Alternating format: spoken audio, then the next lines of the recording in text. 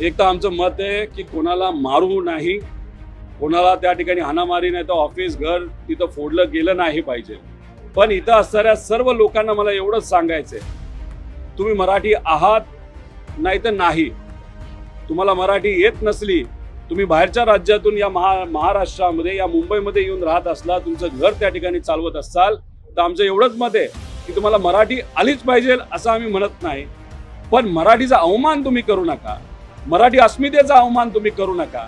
आजपर्यंत या मुंबईला पुढे घेऊन जाण्यासाठी मराठी लोकांनी कष्ट केलेले आहेत आणि त्या मराठी लोकांना अमराठी नाही तर परप्रांतीयांनी सुद्धा मदत केलेली आहे।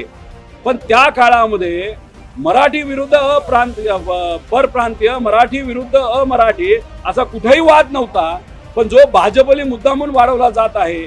आता मनसेच्या कार्यकर्त्यांना सुद्धा विनंती करतो, तुम्ही ज्या पद्धतीने वागत आहात, मारामारी करत आहात, कायदा जो हातात घेत आहात, त्याचा फायदा हा भाजपला 100% त्या ठिकाणी होणार आहे।